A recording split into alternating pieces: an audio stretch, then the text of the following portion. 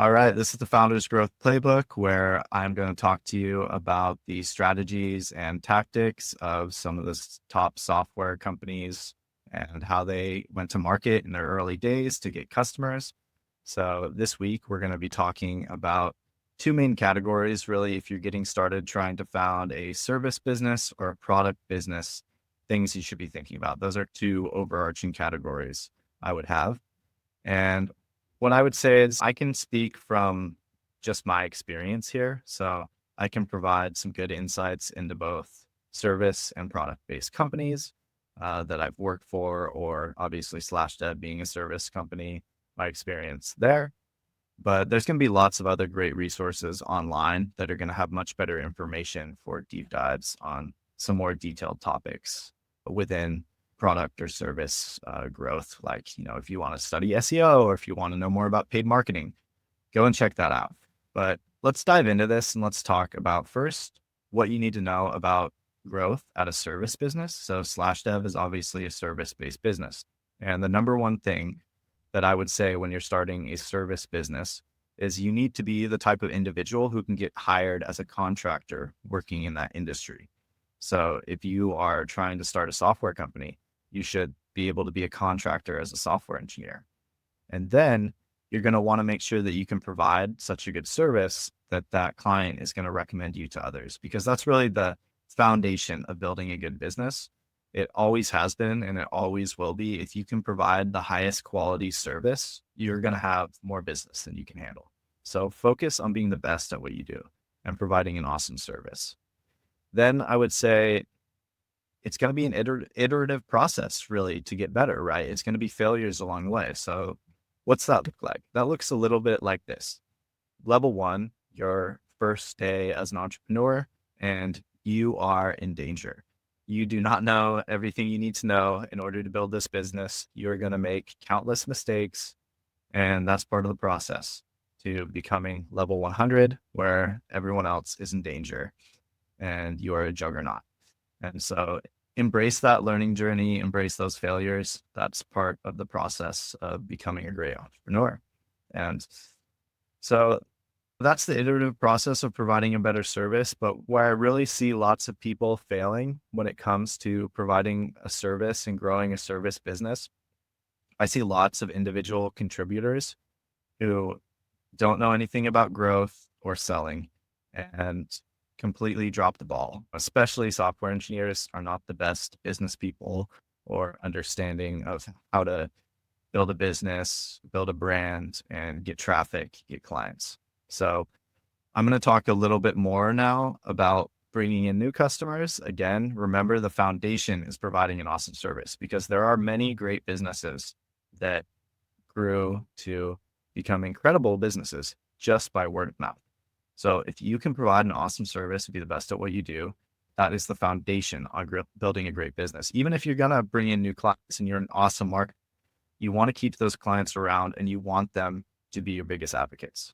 So when it comes to bringing in new customers, really, you can check out our other videos. We talked about the best ways for B2B companies, service companies to grow and the marketing that works best for them.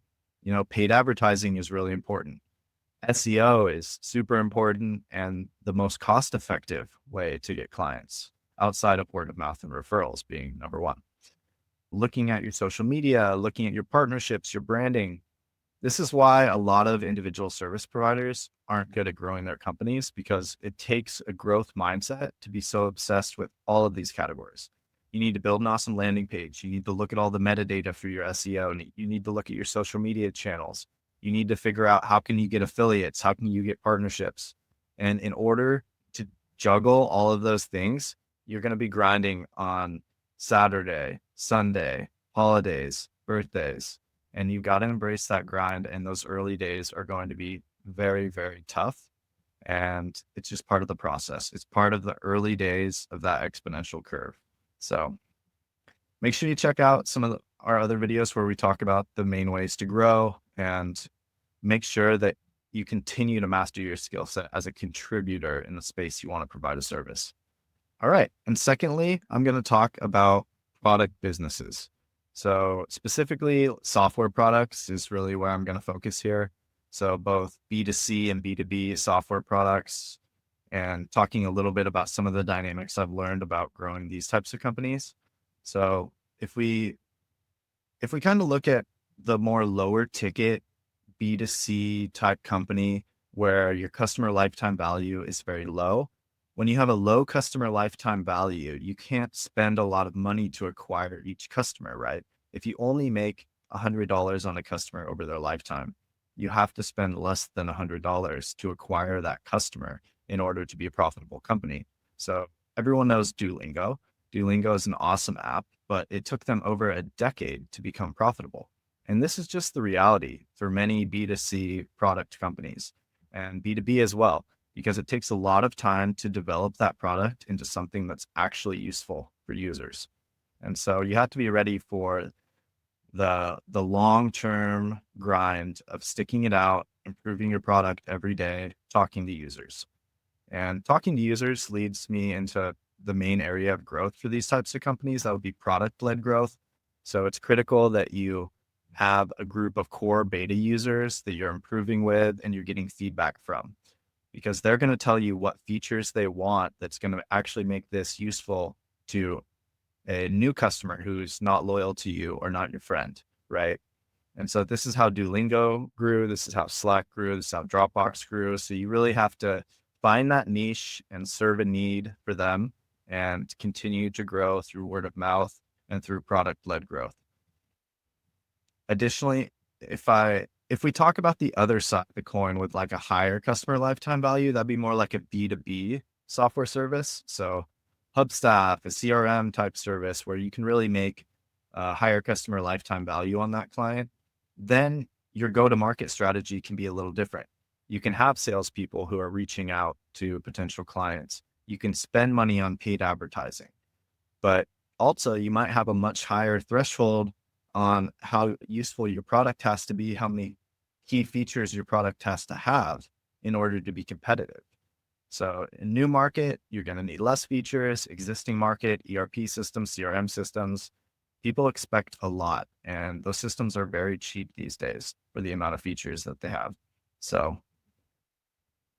additionally, I would say, all the core marketing channels apply to product-led businesses. I would say particularly SEO is super important because in general, you're having a much longer time horizon to profitability with a product-led company.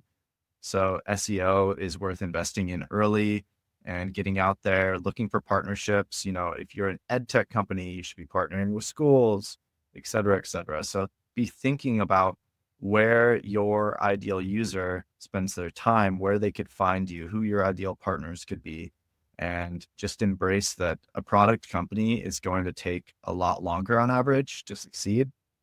And it's going to have a much lower chance of success, but you have that exponential curve with products because you're not providing a service where you have to scale them with people.